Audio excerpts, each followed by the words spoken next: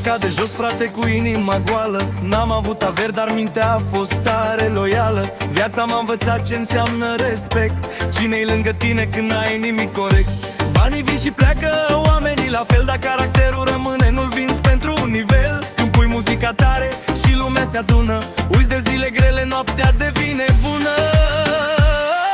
Ridic paharul sus pentru cei ce-s reali, pentru frați adevărați, nu pentru rivali. Las trecutul jos, viitorul mă cheamă. Viața e scurtă, frate, nu sta cu teamă. Viața e o petrecere, trăiește-o cum vrei, cu iubire, cu bani, cu prieteni adevărați lângă ei. Muzica ne leagă, ne ține pe drum.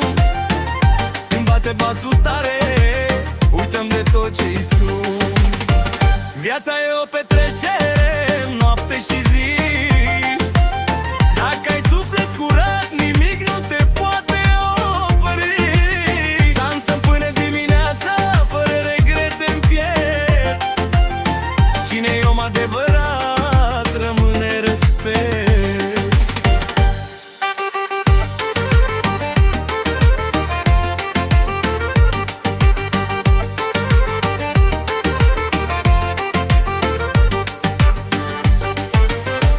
Am iubit femei frumoase, unele au plecat, altele au rămas doar în ce-am visat. Dar dragostea adevărată nu cere avere, doar o inimă caldă și puțină putere. La meze mari am văzut cine dispare, când muzica se oprește și nu mai e soare. De-aia țin aproape doar ce e curat, restul e zgomot, frate, și-l las în trecut. Uita, viața e o petrecere, trăiește-o cum vrei.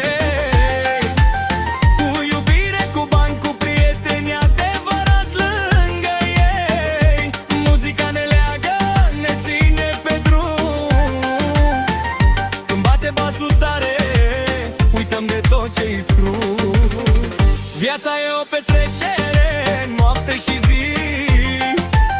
Dacă ai suflet curat, nimic nu te poate opri. Dansăm până dimineața, fără regrete în piept.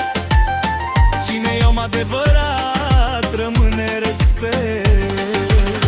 Dă volumul mai tare, lasă grijile jos. Cine știe ce-i mâine, trăiește frumos. Cât timp mai avem ritm și inimă vie. Viața e petrecere, asta e filozofie.